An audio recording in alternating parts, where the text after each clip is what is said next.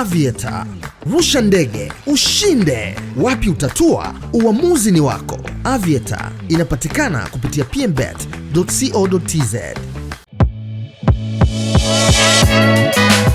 Siku kadhaa zimepita tangu king wa muziki wa Bongo Flava Alikiba amtambulishe msanii wake ambaye anafahamika kama Mutima Wangu. Msanii huyu anatokea nchini Rwanda na of course ameshatoa kazi yake ya kwanza, na kiukweli nimesikiliza na nimetazama pia video ya wimbo wake wa kwanza. Kumradhi, ni wimbo fulani hivi mkali sana.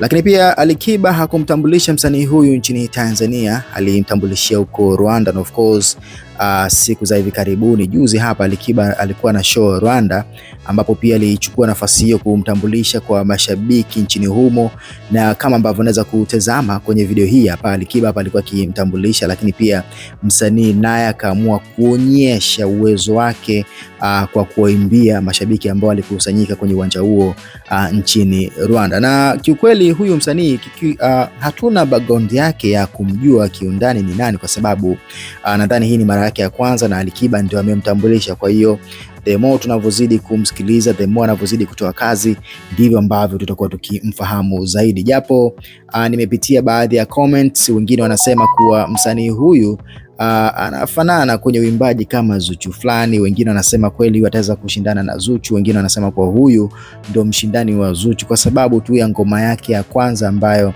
inaitwa King'ang'anizi. Mimi na personally nimeisikiliza ngoma na naweza sema ni bonge moja la ngoma. I don't know kwa wewe ambaye bado hujasikiliza, kama umeshasikiliza ngoma ya msanii huyu Alikiba unaipa asilimia ngapi? Lakini pia unadhani Alikiba kwenye utambulisho wa msanii wake huyu alikuwa sahihi? Unadhani plani yake iko sawa? Kwa sababu Watanzania wengi ametuonyesha kupitia mitandao ya kijamii kwa anamtambulisha msanii.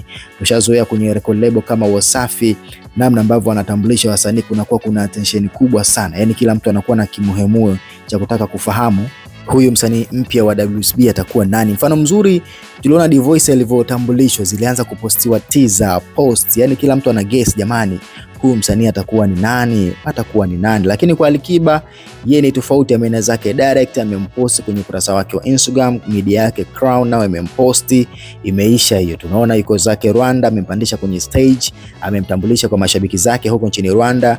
Msanii ameimba, mambo yani ameenda kimstyle fulani hivi kama imenyoka sana, hakukuwa na ile kutafuta attention ya watu. Yani Alikiba ameenda kufanya kifalme zaidi, mambo yasiwe mengi, au sio? Wewe unadhani hiyo iko sawa?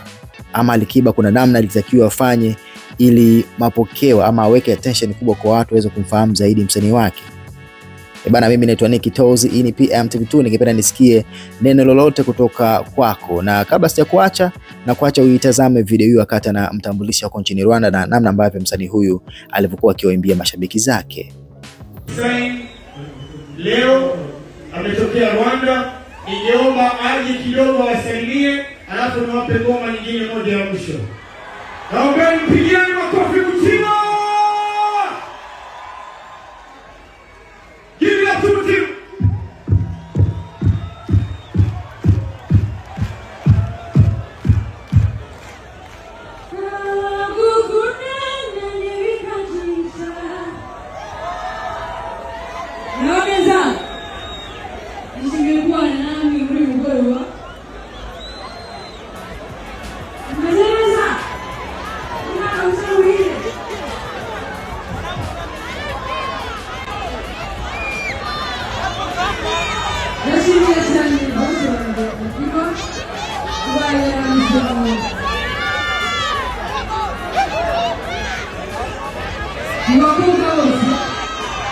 Aviator.